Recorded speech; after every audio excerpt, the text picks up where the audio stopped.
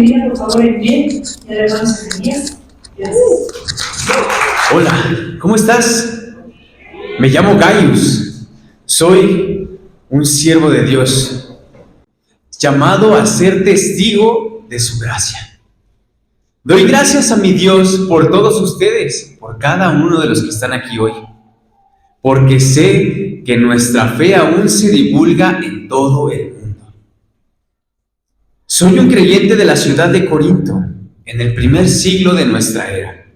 Vivo en Creta y te escribo estas cartas a través del tiempo para contarte lo que yo he visto y darte contexto de primera mano de cómo vivimos nosotros, la iglesia primitiva.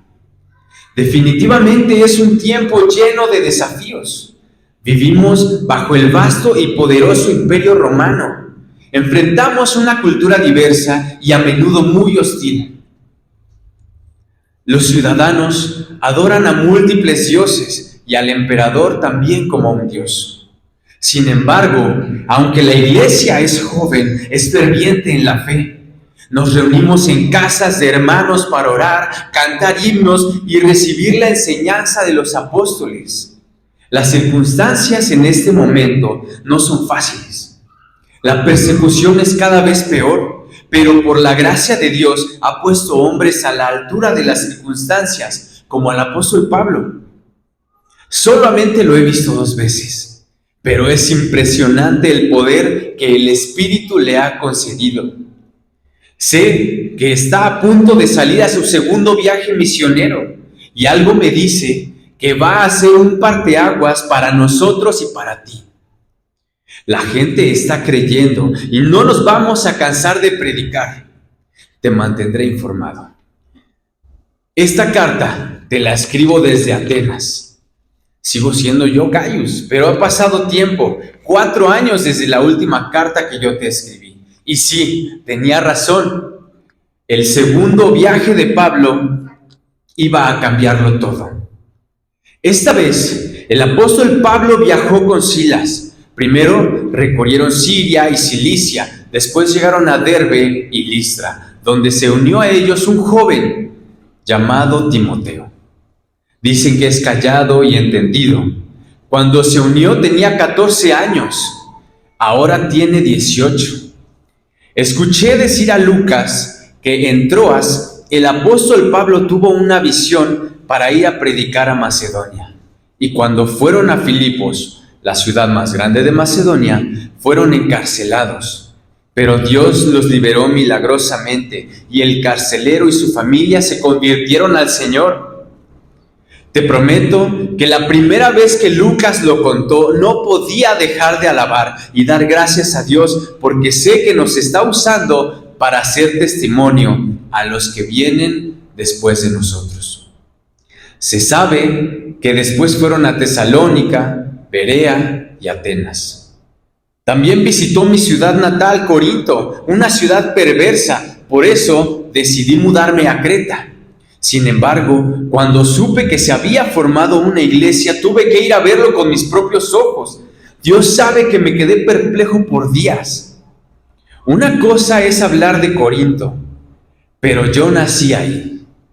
Y las mismas personas que yo vi ofrecer sacrificios a Afrodita cientos de veces, ahora proclamaban a Jesucristo como único Señor y Salvador. Solamente te puedo decir, verdaderamente Dios es bueno. Te abrazo a través del tiempo.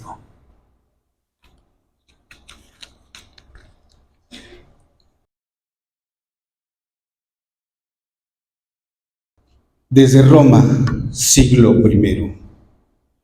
Gaius, siervo de Dios, llamado a ser testigo de su gracia. Te escribo esta carta en el año 67. Los tiempos se han puesto difíciles para nosotros. Hace 3 años hubo un incendio en Roma que duró 9 días y destruyó prácticamente la ciudad entera.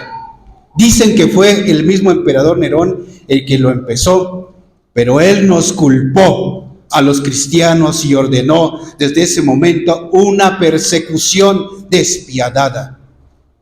Hace unos meses apresaron a Pedro y lo crucificaron.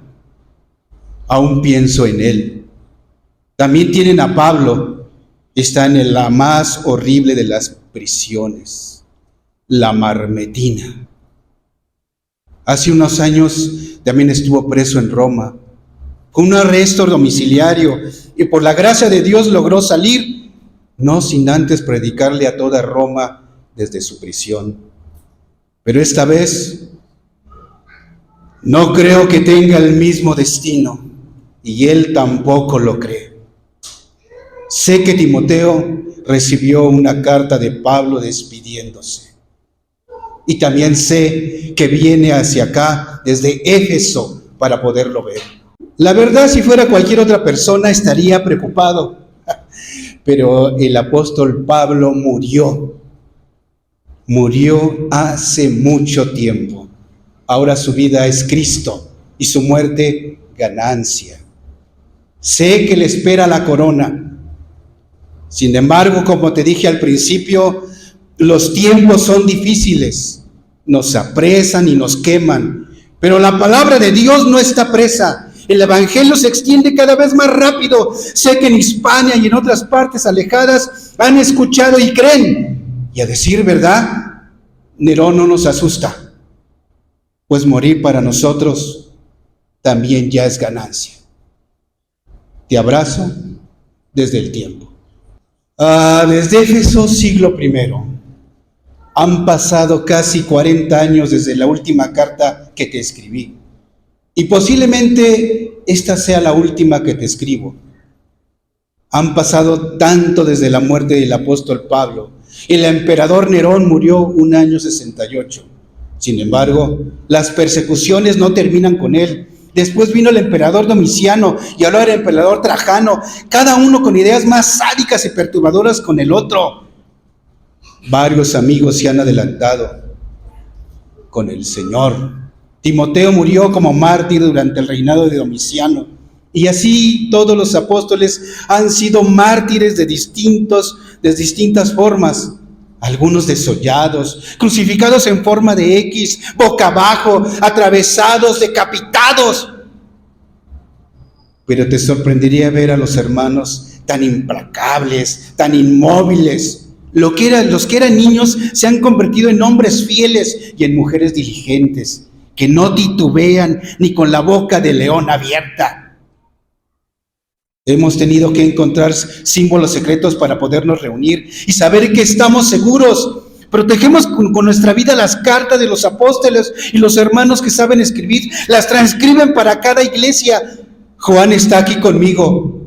Éfeso ha sido noble con nosotros.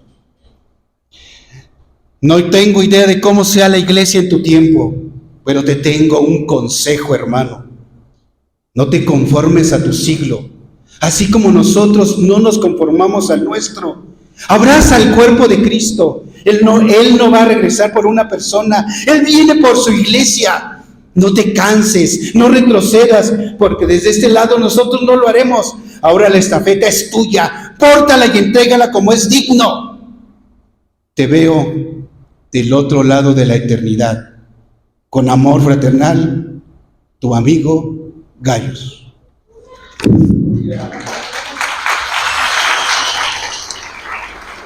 Uf, qué buenos intérpretes tenemos aquí, la verdad. Y bueno, después de esta gran interpretación, ahora sí vamos a dar paso a las exposiciones que de verdad nuestros equipos se prepararon muchísimo para dar. Les voy a dar un poquito de contexto de lo que vamos a ver. Empezando por el apóstol Pablo. ¿Quién es el apóstol Pablo? Saulo, sabemos que era su nombre antes, no es que tuviera otro nombre, más bien en ese tiempo se ocupaban dos nombres. Tenemos esta creencia de que de repente se empezó a llamar Pablo y nunca se había llamado Pablo. No, él siempre se llamó Pablo, nada más que empezó a usar ese nombre.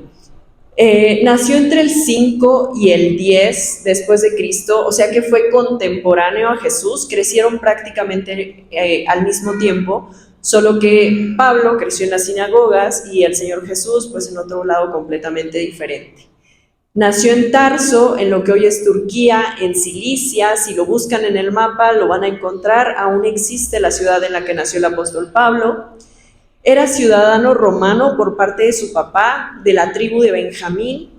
Y, ¿qué les puedo decir? Realizó estudios en las mejores escuelas. Aquí les puse, tenía formación teológica, jurídica, filosófica, mercantil. Hablaba 6 idiomas, imagínense, o sea, era un hombre sumamente preparado y su familia era de una clase bastante acomodada también. Y esta es la historia que todos conocemos, cómo era un asesino y se convierte en un apóstol en este pasaje hermoso que es Hechos 9, donde él va camino a Damasco. Aquí afuera tenemos los mapas, ahorita que puedan lo pasan a ver. Damasco está, digamos, él iba de Jerusalén. Jerusalén está, digamos, al sur. Damasco está acá. Le faltaba poco para llegar al lugar a donde iba. Él iba con una carta que le permitía no solo dar la orden para apresar y matar cristianos, sino para hacerlo él mismo. O sea, una carta que se lo permitía y que aparte lo veía bien. En ese viaje lo conocemos. Él tiene un encuentro con Jesús y se vuelve otra persona completamente en ese momento. Lo llevan con Ananías y es la historia que ya conocemos. Él se convierte aproximadamente en el 34 después de Cristo.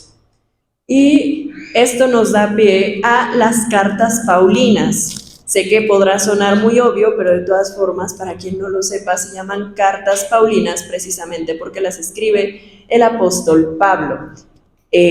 Son 13 cartas. Algunas personas creen que la carta de Hebreos también está escrita por el apóstol Pablo, pero no se ha comprobado, entonces hasta el momento solo son 13 cartas a las iglesias.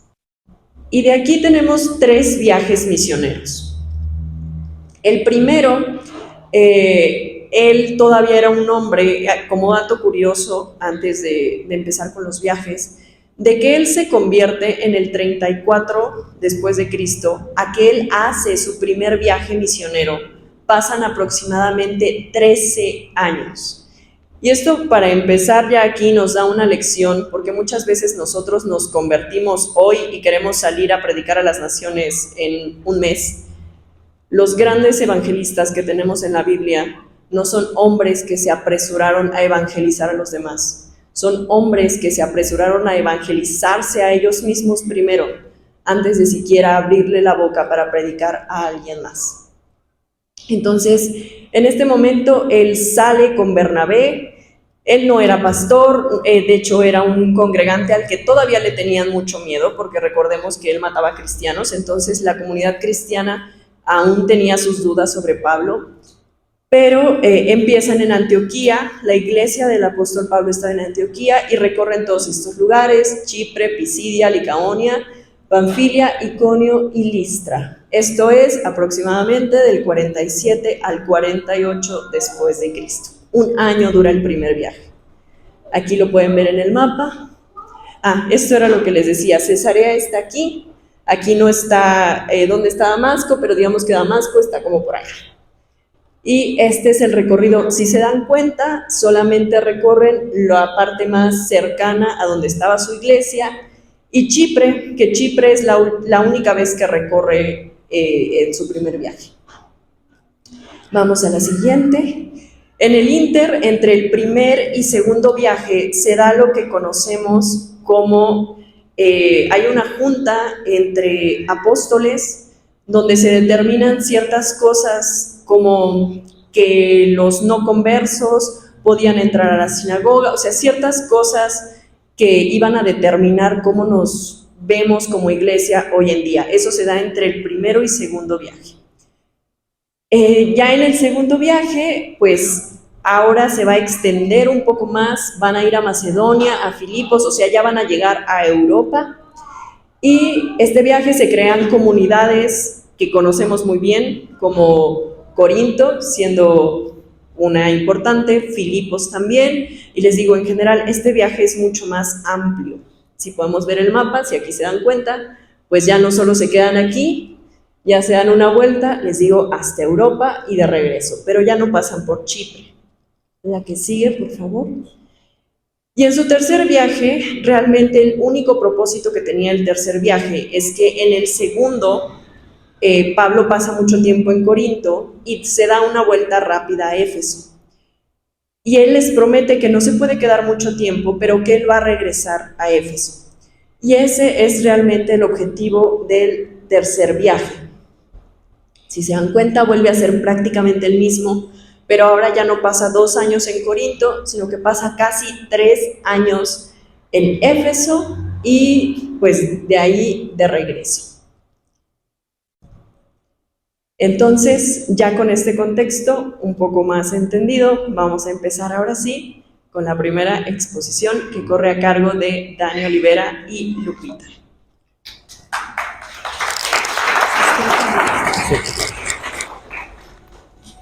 ¿Qué tal, hermanos? A nosotros nos toca la parte de Gálatas. ¿Y qué vamos a ver en la carta de Gálatas? Puede resultar difícil confrontar a los amigos, sobre todo cuando la confrontación tiene que ver con un grave problema. Pablo amaba a los Gálatas, pero su amor por ellos y por la verdad lo llevó a enfrentarse directa y severamente con ellos. Usa un lenguaje fuerte porque la cuestión involucrada es el Evangelio. En la carta no solo enfatiza el contenido del Evangelio, sino que indica cómo deberían expresarse las verdades del Evangelio en la vida cristiana.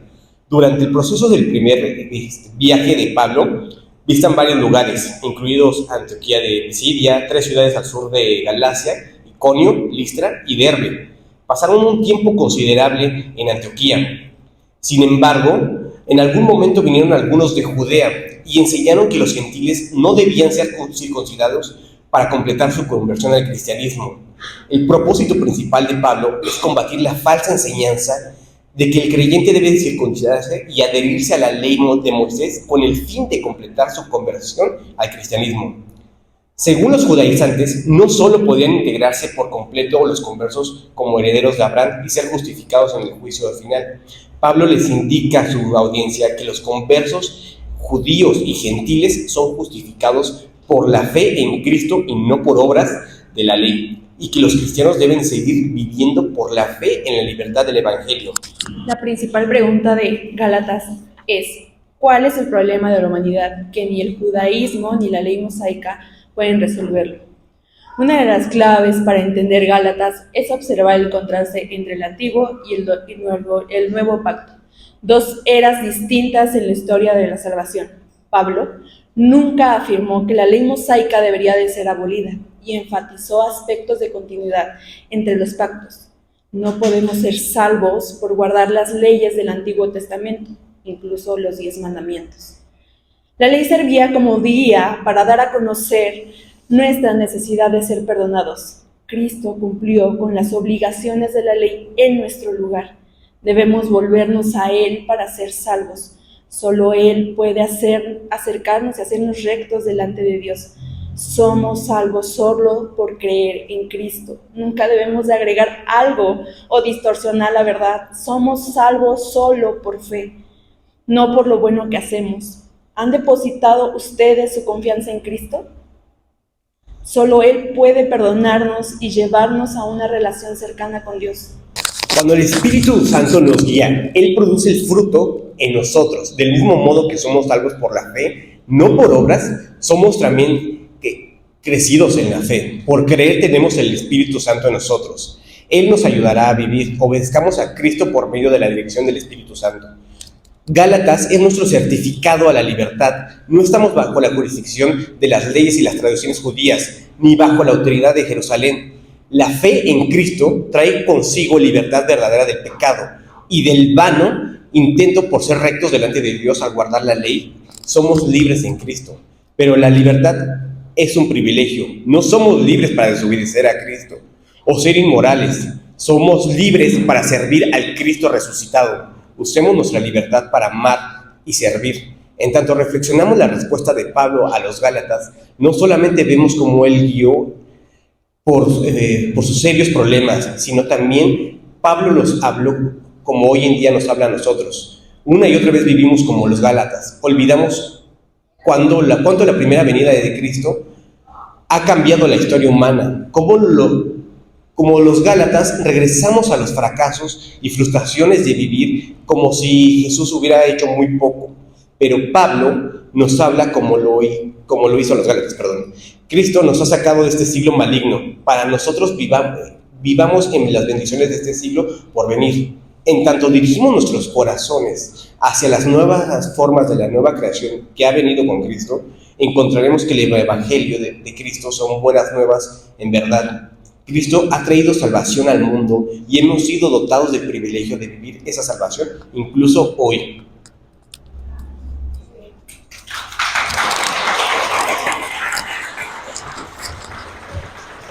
Muchas gracias. De verdad, a estas fechas se malentiende mucho lo que es libertad. El mundo cree y dice que la libertad son muchas cosas. La libertad es una y la libertad es Cristo. Si lo quieren entender más a profundidad, pueden leer la carta de Gálatas y créanme que es una carta poderosa. Lo estamos viendo los domingos, entonces no me voy a detener mucho en esto.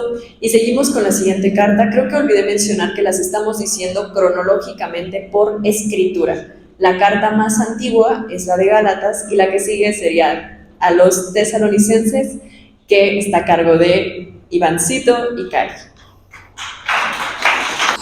Tesalónica, hoy Salónica, era una ciudad de la región de Macedonia. La ciudad fue construida en el mejor puerto natural del mar Egeo y se encontraba ubicada sobre la principal carretera que unía Roma y Asia. Su fundador fue Casandro en el año 318 a.C.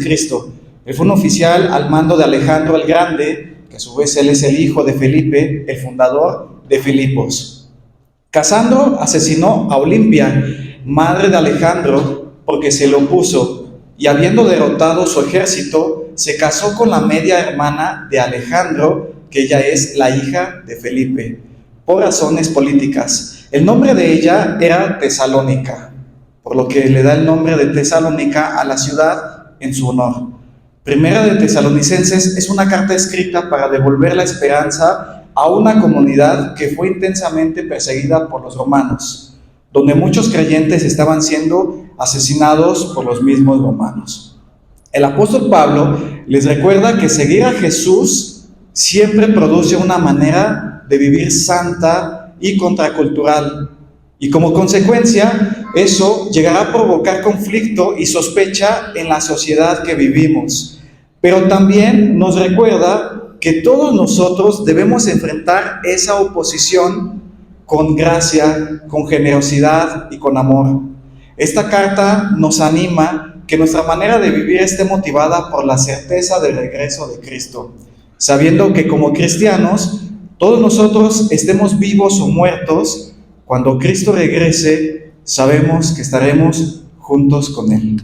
Meses después de enviar la primera carta, el apóstol Pablo se entera de que la persecución cristiana se ha intensificado en Tesalónica y que esto está provocando que las personas crean que el fin de los tiempos ya había llegado y que Cristo estaba a punto de regresar. Por lo que Pablo los corrige diciéndoles que creer en el regreso de Jesús y la esperanza de justicia final no era para que ellos empezaran a especular sobre el apocalipsis asustando a la gente, sino para inspirar en ellos esperanza, fidelidad y paciencia, sobre todo en este momento de intensa persecución, sabiendo que en este sufrimiento ellos estaban siendo parte del propósito eterno de Dios. Así que para nosotros, en pleno 2024, esta carta nos recuerda que, como dijo el pastor Mark Chandler, lo que esperas moldea la forma en la que vives, por lo que nuestra conducta debe de reflejar que esperamos el regreso de Cristo.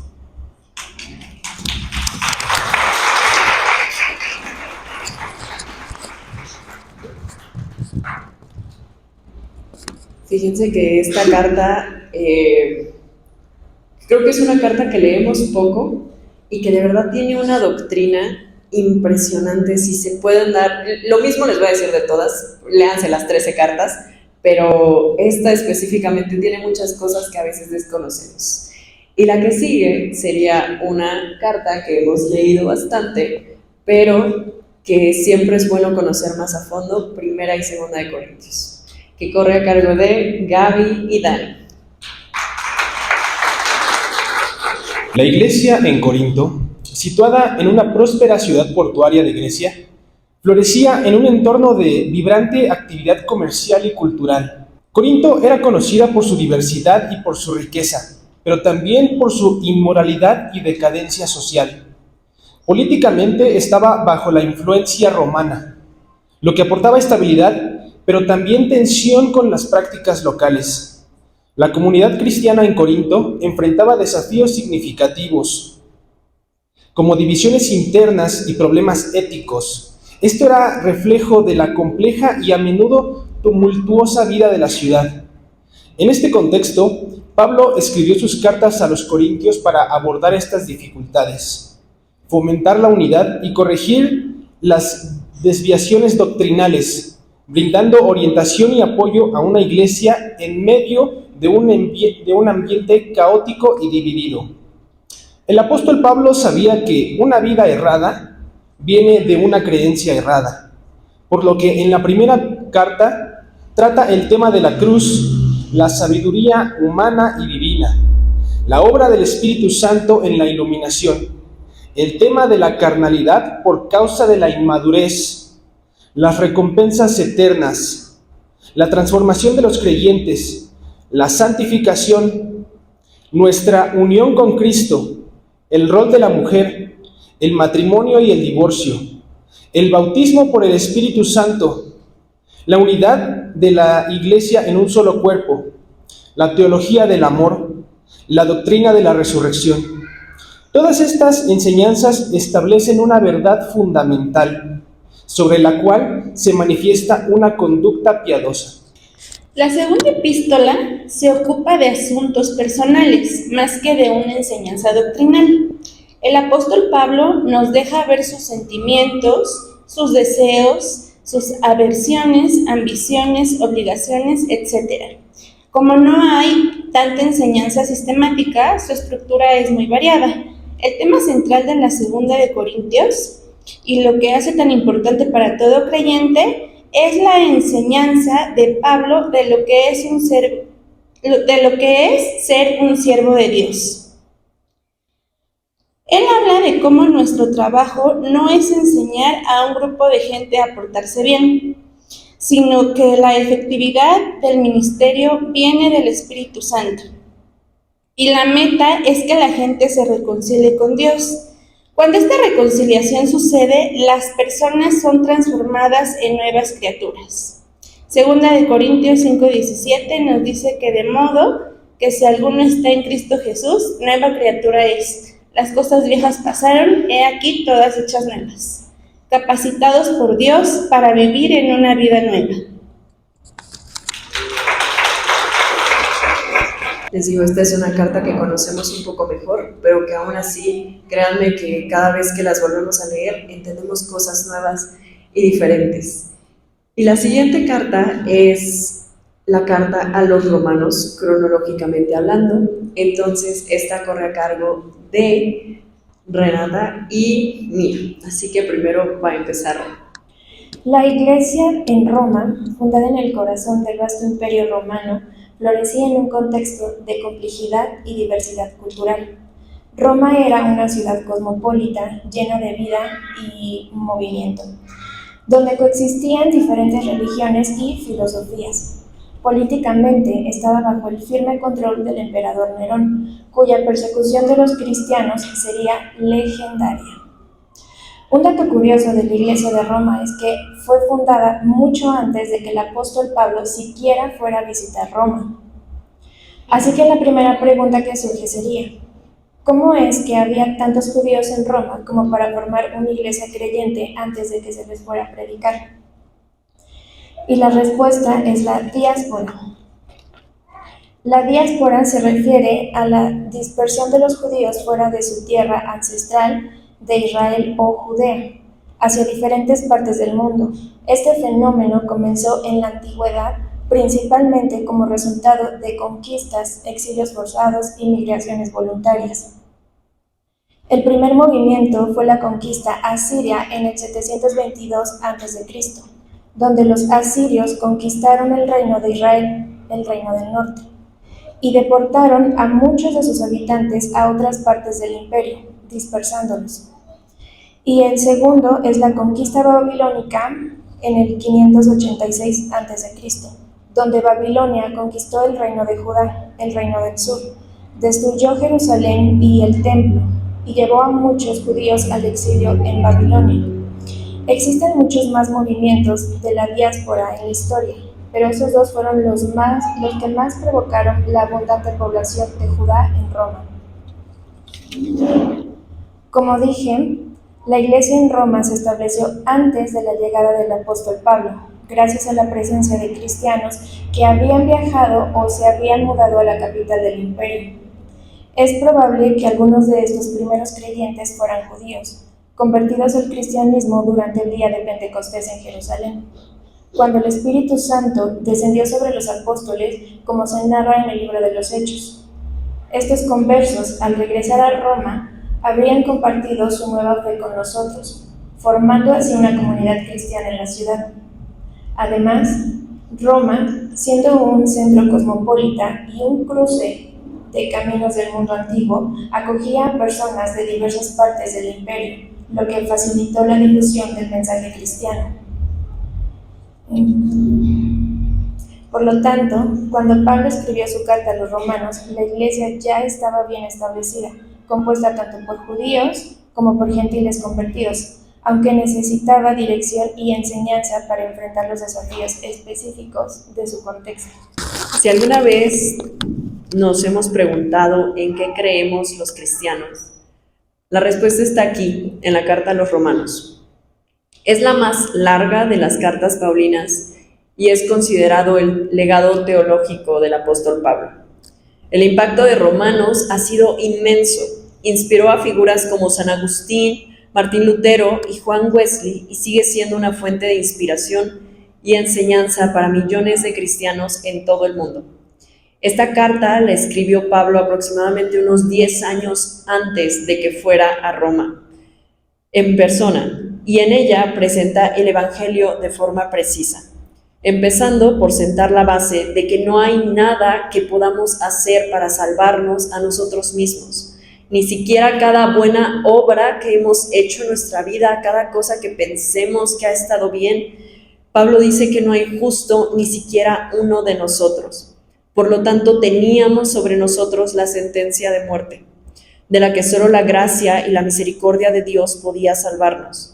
Y Dios expresó esa gracia y misericordia al enviar a su Hijo a morir en nuestro lugar. A todo esto que les acabo de decir, le llamamos justificación. Jesús nos justificó ante el Padre. Sería demasiado atrevido de mi parte, de verdad, tratarles de resumir la carta de Romanos, pero sí les puedo decir que esta carta nos habla acerca de Dios, acerca de quién es Él y lo que Él ha hecho.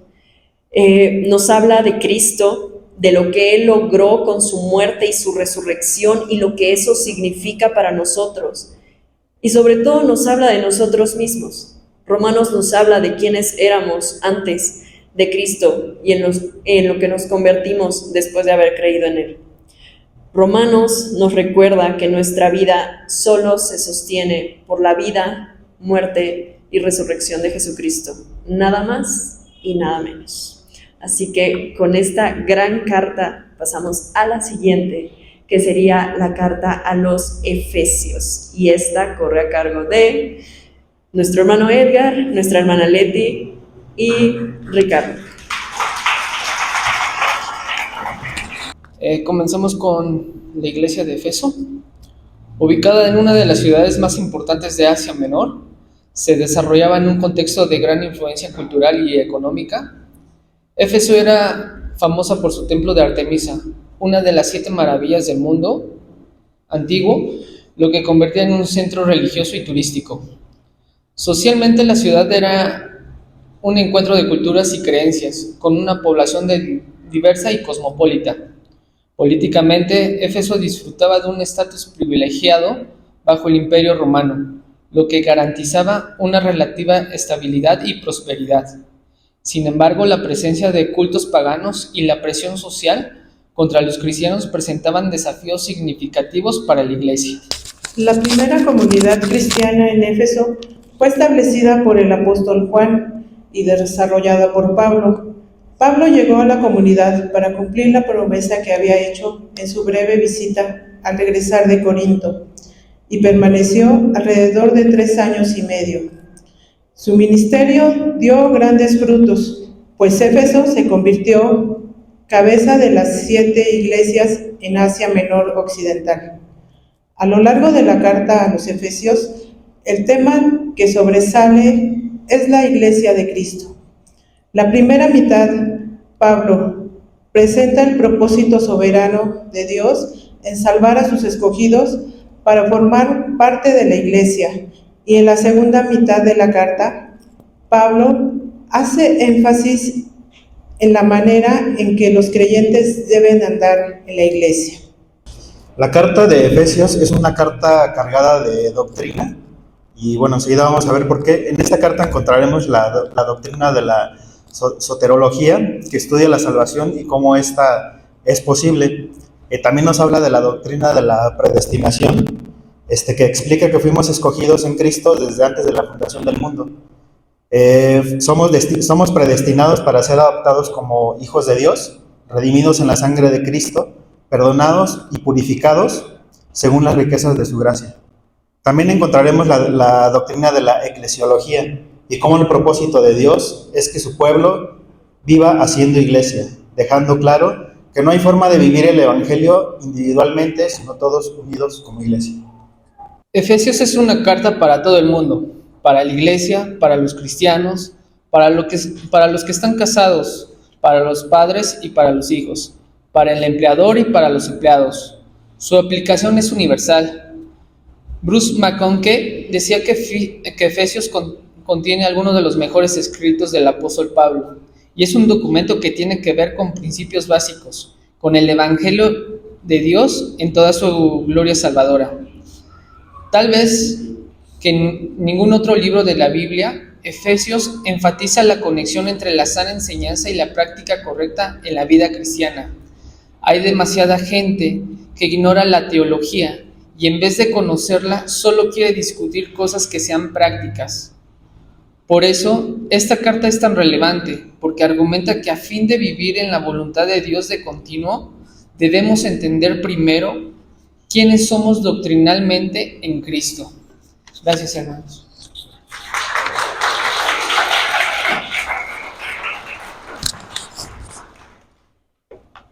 Como dijo Eber al final, hemos creído o nos vamos como a los extremos.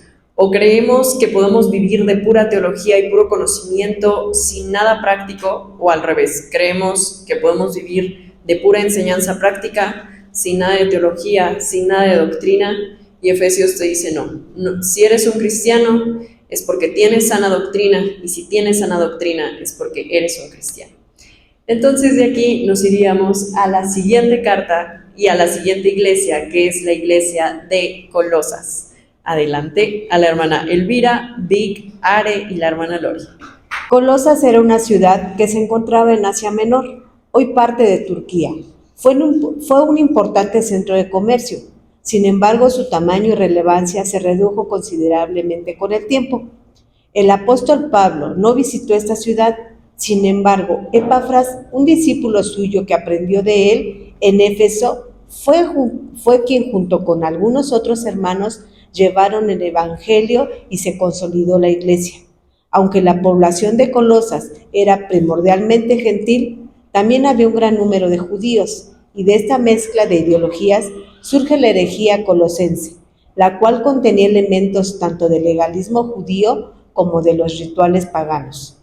Asustado por las ideas tan equivocadas que se estaban infiltrando, decide viajar a Roma para exponerle al apóstol Pablo lo que estaba sucediendo. Y es aquí donde desde la cárcel Pablo les escribe a los colosenses gran preocupación. Por lo antes expuesto, el apóstol Pablo se percató de algunos de los sutiles engaños e ideologías que estaban enseñando en el pueblo de Colosas, las cuales eran las siguientes: el legalismo judío, que es la necesidad de la circuncisión para salvación, con el cumplimiento de rituales también ceremoniales conforme a la ley. El segundo, el ascetismo, que es someter el cuerpo a austeridad, incluyendo abstinencia de ciertos alimentos y bebidas, con el fin de conseguir un espíritu y un estado más elevado supuestamente. El tercero, el misticismo. Hablaban de visiones y revelaciones que solo recibían algunos cuantos elegidos. El cuarto, el culto a los ángeles. Y por ende en estos cuatro había un quinto, y era obviamente la negación de la deidad de Cristo. Por estos anteriores, todas estas enseñanzas le restaban importancia a la obra consumada de Cristo. Si al final podías detener la salvación practicando un rito o pensando que la única forma de ser espiritual es tratando duramente el cuerpo, como penitencia de ser merecedor, confiando en ángeles también u otros seres que te conectaban con Dios, entonces Cristo era relegado en un segundo lugar.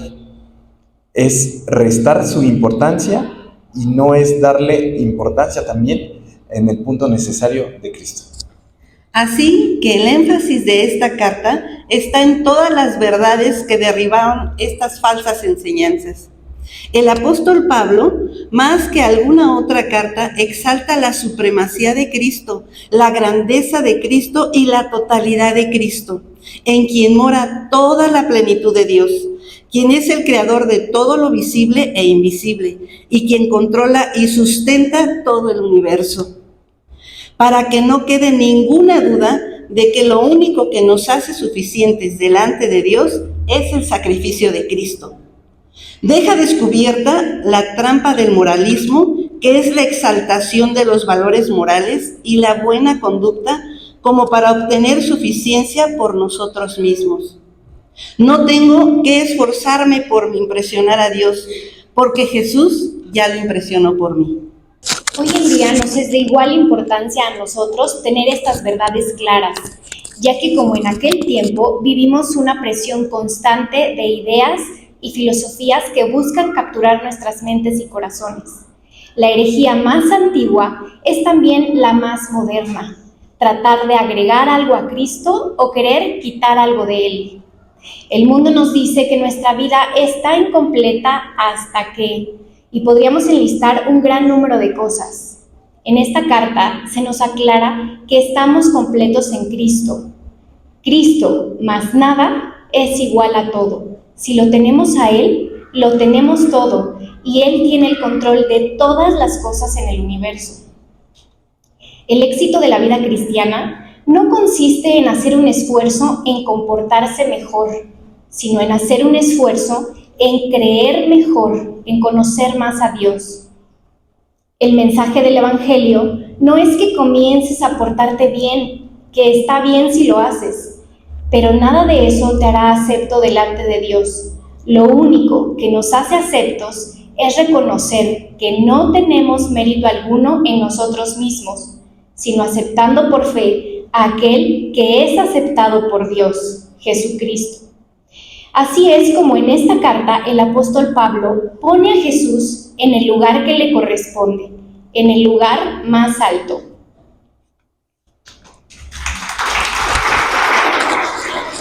A mí me gusta mucho lo que decía el pastor E.E. Hewitt. Él decía, no necesito otro ruego, no necesito otra súplica, basta que Jesucristo muriera y que murió por mí. Y ese sería el resumen de la carta de Colosenses. Y bueno, ya como última iglesia, tenemos la iglesia de Filipos. Por favor, hermano Zacarías, Eduardo, Betsy y hermana Tere, adelante. Durante el segundo viaje del apóstol Pablo fue fundada la iglesia de Filipos. Es la primera comunidad fundada por el apóstol Pablo en Europa Oriental. En este viaje iba acompañado de Bernabé. Sin embargo, durante el viaje tuvieron un desacuerdo y tomaron caminos diferentes, lo que llevó a que el resto de su viaje fuera en compañía de Silas. También durante este viaje fue reclutado el joven Timoteo, el cual se convirtió en el hijo espiritual del apóstol Pablo. La iglesia de Filipos fue una comunidad importante en el Imperio Romano. Era una ciudad principalmente habitada por soldados romanos retirados. Era una ciudad perteneciente al Imperio Romano, donde todos los nacidos en Filipos eran automáticamente ciudadanos romanos, lo que llevó a que este privilegio fuera su más grande orgullo. Sus privilegios como ciudadanos romanos iban desde no ser arrestados, apelar directamente al emperador, hablaban el idioma del imperio, o sea, el latín. Sus registros se encontraban inscritos en los archivos de Roma, tenían derecho al voto, estaban exentos de pago de determinados impuestos, etcétera, etcétera, etcétera. Era una comunidad a la que realmente le importaba el estatus social y la riqueza económica. Les importaba tanto que basaron su valor e identidad en pertenecer al Imperio Romano. Por lo tanto, tendían a ser nacionalistas y patriotas. El apóstol Pablo les habló sobre la obra de Jesucristo, pero no fue del todo bien recibida, porque entendiendo el contexto de sus vidas, Jesús no era un ciudadano romano o alguien que tuviera fama o éxito. Sin embargo, hubieron algunos filipenses que abrieron sus oídos y aceptaron el evangelio predicado por Pablo. Más adelante, en el escrito que les envía, predominan dos notas importantes. La uno, que es el gozo que caracteriza una fe madura. Y el dos, el amor de Pablo a la iglesia de los Filipos. En el contenido de la carta a los filipenses, el apóstol Pablo los exhorta a dejar los privilegios terrenales y apuntar hacia los privilegios celestiales, ya que recordemos que el mayor orgullo de este pueblo era el saberse ciudadanos romanos. Pero aquí el apóstol Pablo les recuerda que su valor e identidad están en Cristo y en pertenecer al reino de los cielos. El nombre de los verdaderos creyentes está en el libro de la vida, y eso es 1000 veces más valioso que estar inscrito en los libros de Roma. Filipenses es una carta muy personal en la que Pablo no se propone enseñar una doctrina específica, sino que más bien menciona algunas doctrinas como un ejemplo al aplicar una verdad práctica. Bueno, como ya se mencionaba, esta es una carta que se le conoce como la carta del gozo o la alegría, lo cual es curioso porque fue escrita durante una de las prisiones de Pablo. Pablo aprendió a través de su vida a estar completo en Cristo, había aprendido a estar bien y en paz, ya fuera en la cárcel o libre, con azotes o sin ellos, y pues en sus viajes. Por lo que si alguien tenía autoridad para hablarles de este tema, era Pablo. Filipenses también podría ser llamada bienes a través del sufrimiento, pues habla acerca de Cristo en nuestra vida, Cristo en nuestra mente, Cristo como nuestra meta y Cristo como nuestra fortaleza y gozo. Ahora en Cristo, como nacidos de nuevo, tenemos la certeza de que no dependemos de nuestras circunstancias, ya que tenemos a Cristo y eso supera inmensurablemente todo lo demás.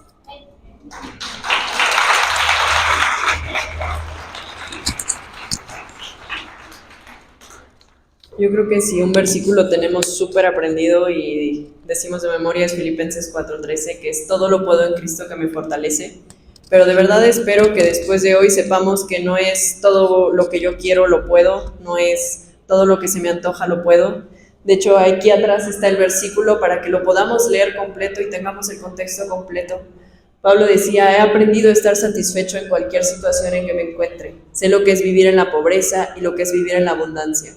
He aprendido a vivir en todas y cada una de las circunstancias, tanto a quedar saciado como a pasar hambre, a tener de sobra como a sufrir escasez, porque todo lo puedo en Cristo que me fortalece. Estamos bien con Cristo, estamos bien. Antes de pasar a la conclusión, fíjense que esta semana en las clases que tomamos martes y jueves, si estuvieron en la clase del martes, al final viene un escrito que hablamos de la resurrección y de cómo esta resurrección nos está afectando a nosotros hasta el día de hoy y por qué es tan real y por qué de esta resurrección depende lo que creemos como cristianos. Y me gustó mucho lo que decía la clase y lo quiero leer antes de la conclusión porque siento que tiene todo que ver. Dice, las multitudes a través de la historia. En el primer año del cristianismo, el respetado fariseo Gamaliel se dirigió al Sanedrín con gran sabiduría respecto a los seguidores de Jesús. Vale la pena citarlo. Varones israelitas, mirad por vosotros lo que vais a hacer respecto a estos hombres, porque antes de estos días se levantó Teudas diciendo que era alguien. A este se unió un número como de 400 hombres, pero él fue muerto, y todos los que le obedecían fueron dispersados y reducidos a nada. Después de este se levantó Judas el Galileo en los días del censo, y llevó en pos de sí a mucho pueblo. Pereció también él, y todos los que le obedecían fueron dispersados. Y ahora os digo, apartaos de estos hombres y dejadlos, porque si este consejo o esta obra es de los hombres, se desvanecerá, mas si es de Dios, no la podréis destruir. No seáis tal vez hallados luchando contra Dios. Antes de la venida de Cristo, 2 falsos mesías habían aparecido en la nación de Israel, y cada uno atrajo seguidores. Sin embargo, después de sus muertes, sus seguidores rápidamente se dispersaron y nada más se escuchó acerca de sus movimientos. Así Gamaliel razonó que si Jesús de Nazaret era solo un hombre y su resurrección era un fraude, entonces el mismo destino esperaría a sus seguidores. Sin embargo, Gamaliel también concluyó sabiamente que si la historia de la resurrección era real y Jesús era el Mesías, el movimiento continuaría y aquellos que se le opusieran estarían luchando contra Dios. Los últimos 2000 años de historia parecen haber confirmado el argumento de Gamaliel. Una de las pruebas más grandes de la resurrección de Jesucristo es la continuación de la fe cristiana a través de la historia y a través de las naciones, tribus y pueblos del mundo.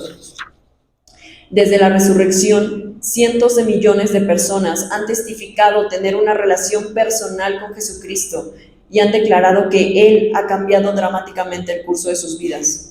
Es importante notar que este grupo de personas no está confinado a una etnia, clase económica o subgrupo académico específico. Más bien, incluye individuos de toda etnia, clase económica y nivel académico. La iglesia primitiva estaba formada por individuos que jamás se hubieran reunido en cualquier otra circunstancia. Había griegos y judíos, circuncisos e incircuncisos, bárbaros, escitas, esclavos y libres, pero Cristo era todo y en todos. Lo mismo puede ser dicho del cristianismo hoy. También es importante notar que las incontables multitudes de hombres y mujeres y niños que han seguido a Cristo lo han hecho con grandes sacrificios. Algunos estadistas estiman que el número de mártires ha alcanzado los más de 50 millones de creyentes. Otros dicen que este número es mucho mayor. Toda esta evidencia implacablemente nos lleva a varias preguntas que nos ponen a pensar. ¿Cuál es el razonamiento detrás de tal devoción y sacrificio? ¿Cuál es la explicación para la resistencia de la iglesia a pesar de las incontables enemigos que han jurado exterminarla? Realmente nos pone a pensar que algo verdaderamente pasó ese domingo por la mañana cuando la piedra fue removida.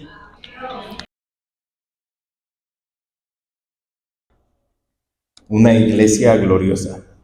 Es el título que se le puso a la serie de predicaciones que se iniciaron con la carta a los romanos, que ha seguido con Corintios, que hemos llegado a Gálatas y que va a seguir. Y el comienzo de la iglesia es una historia realmente fascinante de la obra del Espíritu Santo, que ha llevado a los seguidores de Jesús a nuevos caminos y a nuevos mundos. Todo esto ocurrió en un periodo de 70 años, aproximadamente entre el 30 y el 100 después de Cristo. Durante este tiempo se ha visto la gloria del Pentecostés, se ha visto la lucha de la iglesia para organizarse para la misión, se vio la conversión de Pablo, que como aprendimos y vamos a seguir viendo, trajo la misión de llevar a los gentiles y la propagación de la fe a Roma, a Alejandría y a Antioquía, que eran las 3 ciudades más grandes del Imperio Romano, y a muchas otras ciudades y pueblos de Asia Menor como Grecia y Egipto. También a estos lugares irían las buenas nuevas sobre el hombre de Nazaret, sobre Cristo Jesús, a quien resucitó Dios. Y a medida que el evangelio se extendía más allá de Judea, Samaria y el mundo gentil, muchos se convertían ante la verdad de que Jesucristo es el Hijo de Dios. Pero también los nuevos creyentes encontraron oposición. Como ya hemos visto a lo largo de toda la serie, como nos han platicado nuestros hermanos y como hemos aprendido, pues siempre hubo tanto con falsos maestros como falsas doctrinas, incluso falsas ovejas, y una etiqueta despectiva para el movimiento cristiano primitivo, aparte de llamarlos cristianos, como ya sabemos, también se referían despectivamente a ellos como el camino. Y si me preguntan, el término era el adecuado. Pues Cristo había hecho un camino nuevo y vivo para que la gente entrara en presencia de Dios. Un camino que aún está vigente, un camino para todos aquellos que han puesto su fe en Jesucristo como Señor y Salvador, a través del Espíritu Santo. Todos ellos forman parte de la Iglesia universal. Porque Cristo no vendrá solamente por una iglesia, llamémosla por un recinto. Porque Cristo no viene por una institución. La iglesia son personas transformadas por el poder del Espíritu Santo, personas imitadoras de Cristo. Son piedras vivas cuyos miembros son imitadores de aquellos que imitan a Cristo.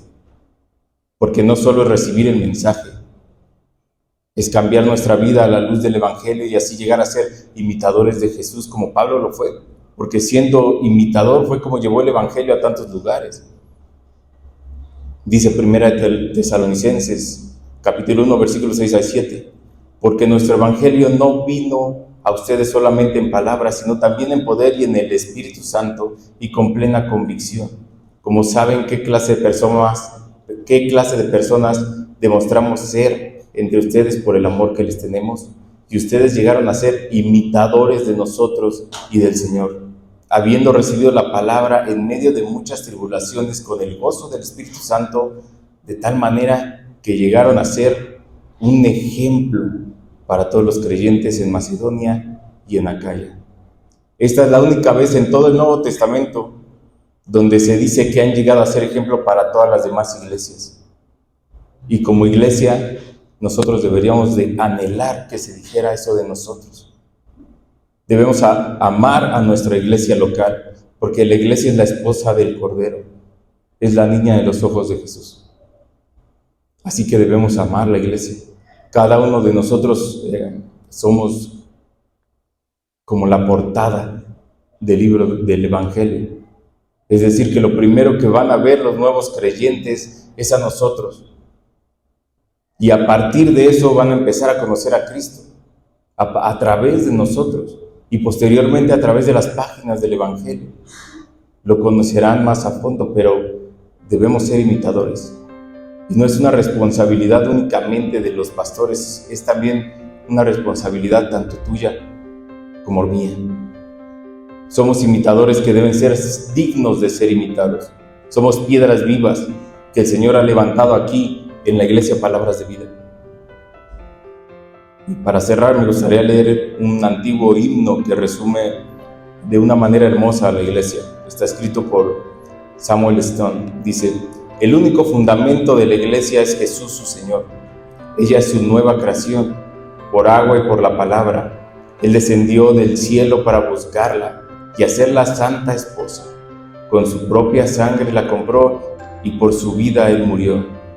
Elegida de entre todas las naciones, sin embargo, solo hay una sobre la tierra, su credo de salvación, un Señor, una fe, un nacimiento, un santo nombre ella bendice, participa de una santa comida y a una esperanza se aferra, habiendo recibido toda gracia.